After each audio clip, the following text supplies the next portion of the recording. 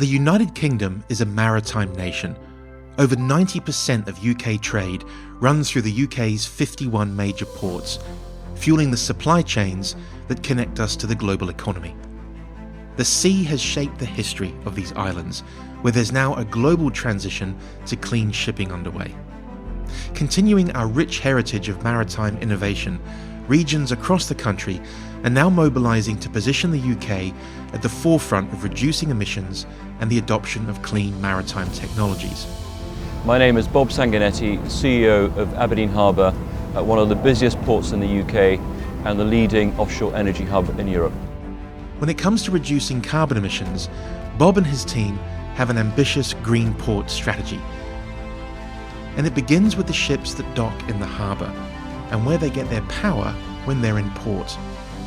Because currently, 70% of CO2 emissions in the port come from vessels berthed alongside the quays. In the first instance, we're looking at trying to reduce emissions in the harbour, and this comes primarily from ships alongside. We believe that by doing that, we'll be taking a leading role across the UK and more widely, and reducing emissions significantly by over 50%. Aberdeen is not alone in this challenge. Providing shore power to ships in harbour, as well as land-based infrastructure that services them, is a priority for ports and coastal communities across the globe. It's also one of the challenges addressed in the UK government's Clean Maritime Demonstrator competition. We've looked at the feasibility of providing shore power, and we've ticked that box.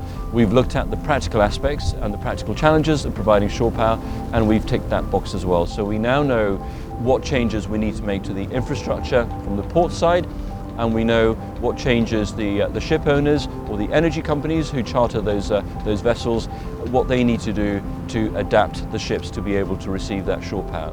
With funding from the Department for Transport, the Connected Places Catapult has been working together with Aberdeen Harbour on this journey and looking to the future beyond shore power to wider decarbonisation initiatives.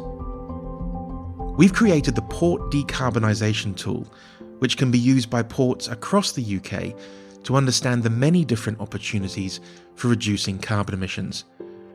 Working with Aberdeen and regional partners, we've identified a variety of impact-driven challenge themes and solutions for decarbonising a port.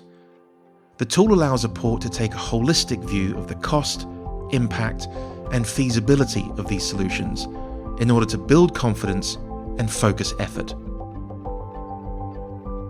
The next step is working closely with those energy companies, the likes of BP, Shell, Total and Harbour Energy, who are regular and frequent users of the harbour, to see how we make those changes to the ships, we make those changes to the infrastructure, and we come up with a commercial model that works.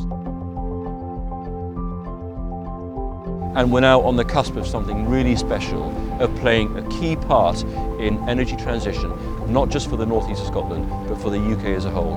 That gets me excited.